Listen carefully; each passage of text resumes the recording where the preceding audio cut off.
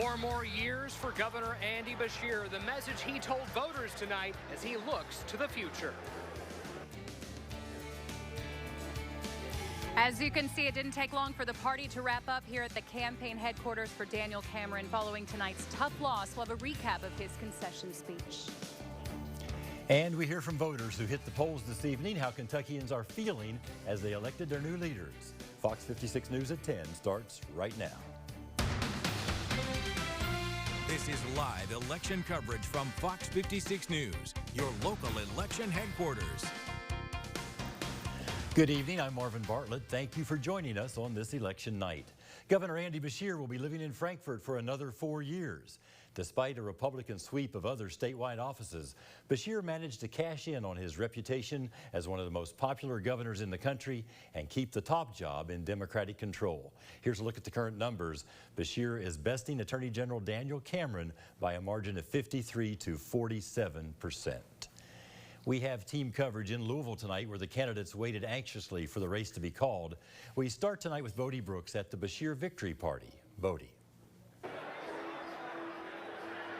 Yeah, just moments ago, after his victory speech wrapped up, Governor Beshear greeted many of his supporters here at the watch party, shaking hands, taking pictures, and generally enjoying his victory tonight. During his speech, he was introduced by his Lieutenant Governor Jacqueline Coleman, who strongly defended his record of defending the education vote, saying that education is Kentucky's future, and also the bipartisan nature of the campaign, saying that Andy Beshear would fight for you because you're a Kentuckian, not red or blue. The bipartisan nature of this campaign has really created a stark divide between a lot of the nationalized social issues you saw in the Cameron campaign. Much of what Beshear talked about tonight is his record, that Kentucky made the choice to move forward and choose vision, not division, saying that anger politics should end, pointing to his record of accomplishments and what could happen in the next 4 years.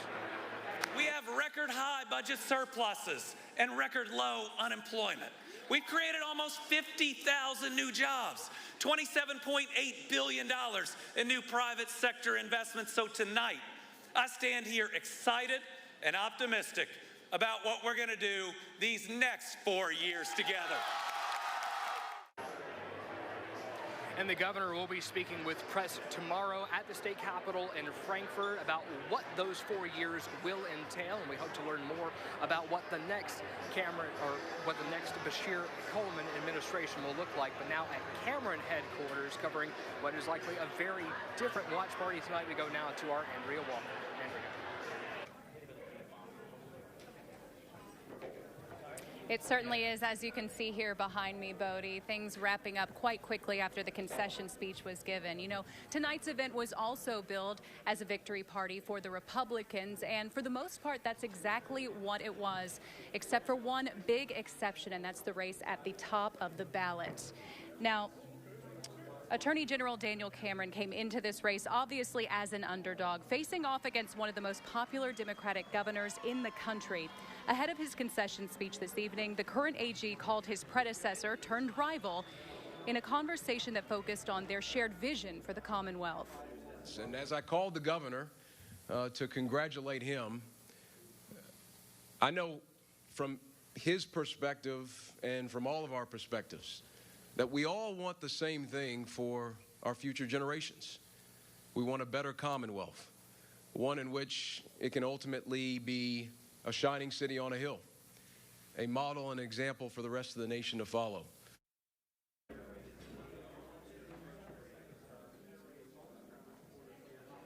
During last night's tele-rally, former President Donald Trump referred to Cameron as a rising star in the Republican Party. For now, we'll just have to wait and see what his next move will be. Reporting live in Louisville, I'm Andrea Walker. Back to you. Thank you, Andrea and Bodie. Well, there were several other races on the ballot today, with the Republicans taking every other statewide office. Let's take a look at the current numbers. Incumbent Republican Secretary of State Michael Adams will serve 4 more years in that office. He wins 61% of the vote, beating Charles Wheatley. In the race for Attorney General, to replace Daniel Cameron, Russell Coleman will be headed to that office with 58% of the vote. The new auditor will be Allison Ball, who moves over from the treasurer's office. She defeated Kimberly Reeder 61% to 39%. The new state treasurer is Mark Metcalf, who bested Michael Bowman 57 to 43%. And the commissioner of agriculture will be Jonathan Schell, who defeated Sierra Enlow 59% to 41%.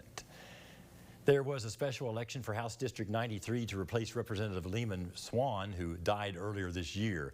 Democrat Adriel Camuel, an administrative assistant for Fayette Public Schools, will be taking that seat.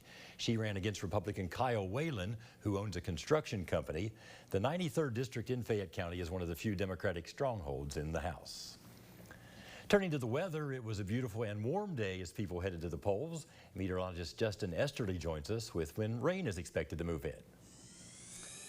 Well, Marvin, we get one more really nice day, in fact, with temperatures trying to set or even match the record high set for tomorrow as we go into the upper 70s before that rain comes in. We're going at least to 77. That is the record for tomorrow, with a mostly sunny sky for you across the board. Forecast high is actually 79, so the record from 2020 at 77 has a good chance to be rewritten as we get into tomorrow afternoon. It's going to come with plenty of sunshine and some breezy winds. Temperatures overnight staying warmer for us as well. We've got some 50s in there. Mount Sterling, Danville, Flemingsburg, all in the 54-degree range. We've got 60 right now in Lexington. We are going to bottom out somewhere in the 50s here tonight, but the warm front is starting to take over.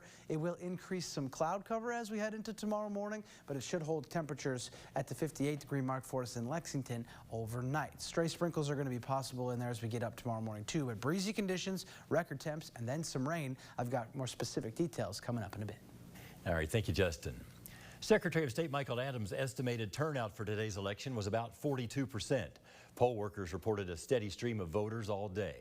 Vasi Prokos was at a polling place at closing time to talk with those getting their ballots in under the wire.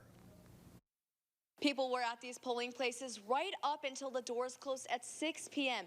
Many voters told me that they expected a close governor's race and knew that this was an election they couldn't afford to miss. Both Governor Andy Beshear and his opponent, Attorney General Daniel Cameron, spent the past week urging voters to get out and vote.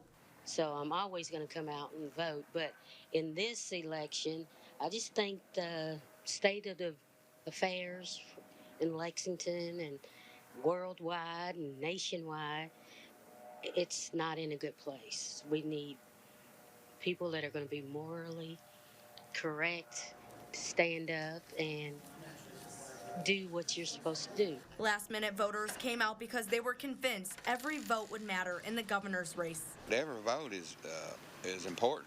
You know, a lot of people say, well, it's not important, I'm not going to go vote. But yes, it is. It's very important. It could be that close.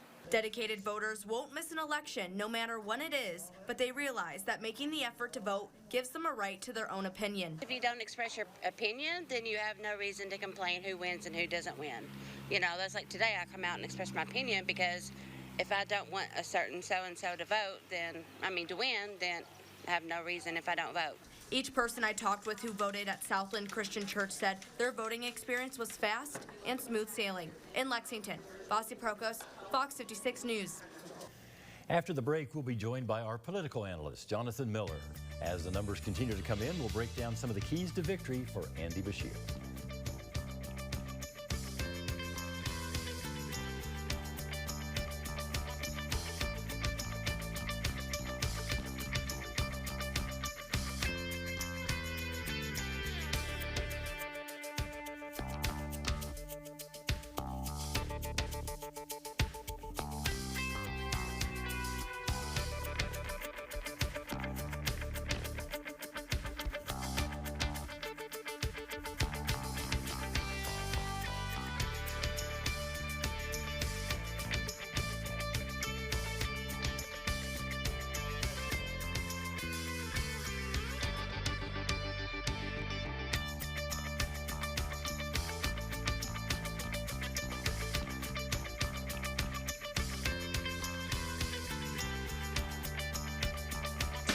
The first